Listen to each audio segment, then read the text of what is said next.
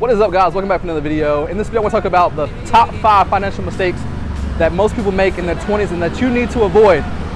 My name is Isaiah, aka Zay Wonder, traditional business owner turned digital nomad, and I am here in Bangkok. I'm walking the streets of Bangkok, and while I walk, we're going to talk money. We're going to talk their 20s and finances, a conversation that is not talked about enough within households and by parents.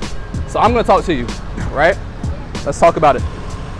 The number one mistake that people make in their 20s is not budgeting and living above their means.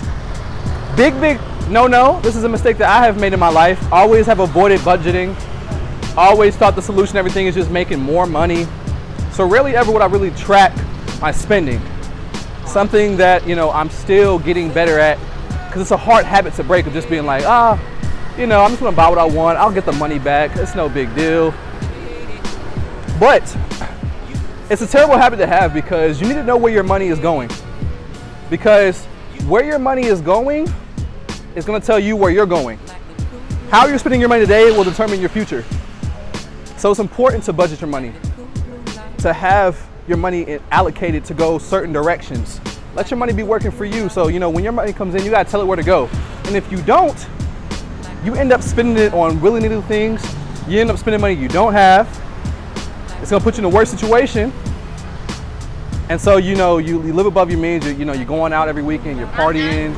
Everything's about having fun, buying drinks, vacations. Cool, right? I'm not telling you not to have fun, but you need a budget. Make sure it's in your budget. It's nothing wrong with being like, hey guys, I ain't got it. I gotta sit at home this weekend. Y'all go without me, right? And that leads me into number 2. By not budgeting, you over leverage. And then, what do you end up doing? You end up getting into debt. Because you run out of the money that you have, that you've earned, and now you have to start leveraging debt. And you go above and beyond the money that's coming in. So now you put yourself in an even worse situation. So now you have your expenses plus your debt. This food is looking good. I might have to stop and get me something. But you got expenses plus debt, which stack up, right? In life, to have peace of mind, you have to have peace of finances. And the more financial obligations you have, the less freedom you have. There's no way to have financial freedom when when all your money, as soon as it comes in, it has to go right back out. You don't have no choice to save any money, because every dollar comes in, you're like, oh, you know what? Well, I gotta pay my car payment. I gotta pay my 3 credit card bills. Gotta pay my student loan debt. And oftentimes this debt is not coming out of necessity, it's coming out of irresponsibility, because we're buying things that we can't really afford, and also things that we don't really need. So when I think about debt, and the reason why people get into debt is because they're trying to get something now that they might not necessarily have the money to get right now. So what does that mean you need to do? That means you need to learn to practice delayed gratification in your life. Delayed gratification. When you want something now, really ask yourself, is this going to benefit me a few months from now, a few years from now? What can you do better with the money instead of spending it on what you're about to get in debt for, right? That's important to think about. It's an important question to ask. So the next one, we talk about debt, which leads me to my next thing, is messing up your credit.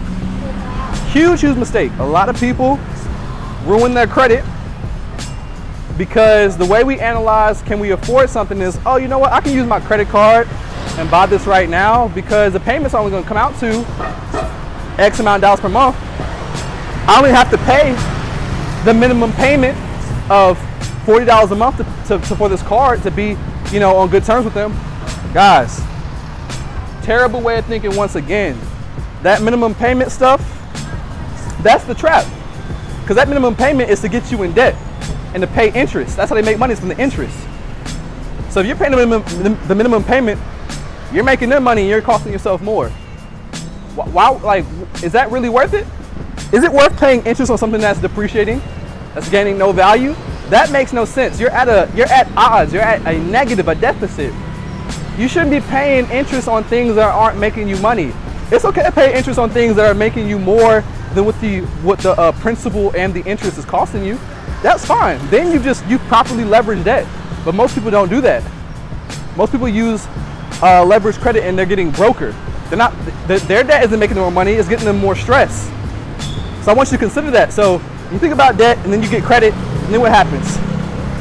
Why people mess up their credit? Because they over leverage, and then because they over leverage, they're over obligated per month for their expenses, and now they can't afford it. You start missing payments, and before you know it, those late payments are ruining your credit. I mean, one late payment can drop your score 50 plus points, 100 points off of one late payment. And if it's multiple late payments, that gets even worse. So if you haven't started building credit yet, please learn the proper foundations of building credit before you start, and know what to do before you get it. There's no point in getting credit if you don't know how to manage it. If you guys want me to do a separate video on credit, I would be more than happy to produce that video for you guys. There's money here in Thailand, man. I've seen so many Benzes and stuff like that. But anyway, if you guys want that video, let me know. But yeah, manage your credit. Get your credit off right. Most people, because the credit cards are advertised to college students and young people, it's so enticing, right, to get a credit card. And oh look, I got a 10K limit, guys, so let's ball out this weekend. Bottles on me, drinks on me, vacation on me, because you got that credit card. It's all fun and games, right, until that payment comes. It's no longer sweet then. I'm telling you guys these things because I want to give you guys peace of mind. In Thailand right now, by living here and taking on digital nomad life, my expenses have gone way, way down. My rent now on average will only cost me between $300 to $500, and if I want to spend more, I can. And the reason why it's ranging is because I'm staying at Airbnbs, and that's how much they pretty much cost per month. But guys, I want you to think about it. Keep your obligations down. Being wealthy, there's two different ways to describe wealth, right? There's wealth as in peace of mind, and there's wealth as a large number. The average person can easily achieve peace of mind wealth, and that just comes out to, you don't like, to make 20K a month, 2K a month doesn't mean you're rich. It means you're making 10K a month, 20K a month. That's all that means. If you're making 20K a month, but you have $21,000, $25,000 in expenses every month, you're not rich. You're broke, you're poor.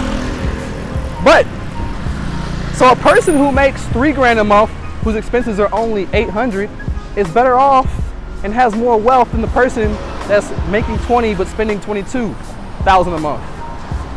Something to consider. So far we talked about three things. Talk about budget, debt, credit. So what's the next thing?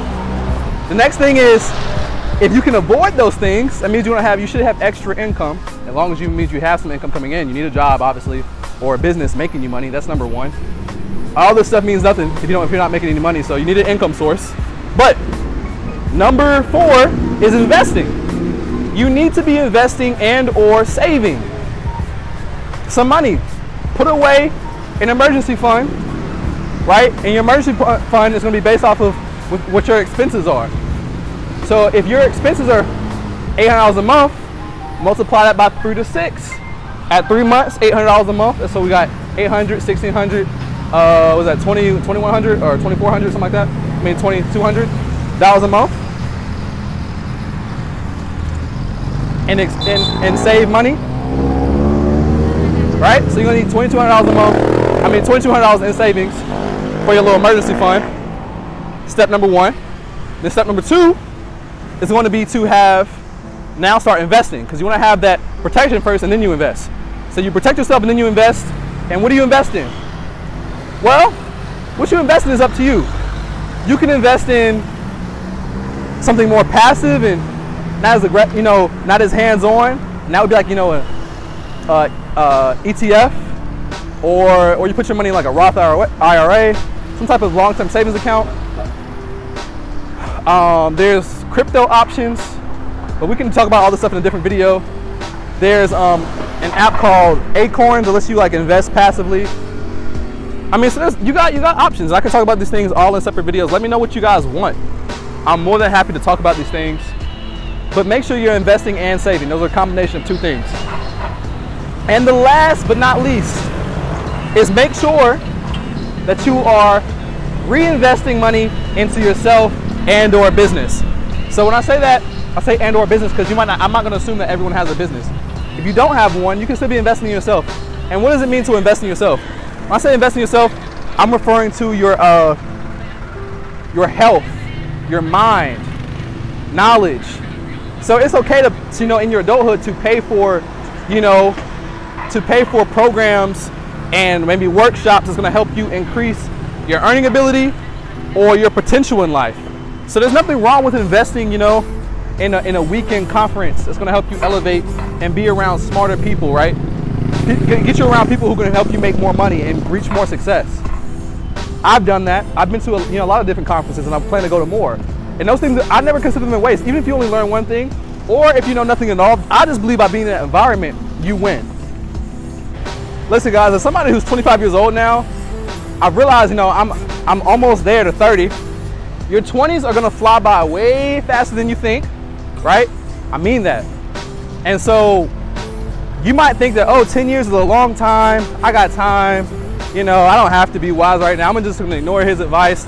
Listen, you're gonna get to this, either this age, older, and some of you guys, I'm not even gonna assume everyone watching this video is in their 20s. Some of you guys might be younger, some might be older, and this advice will still apply. It's never too late to change your ways, to change your habits.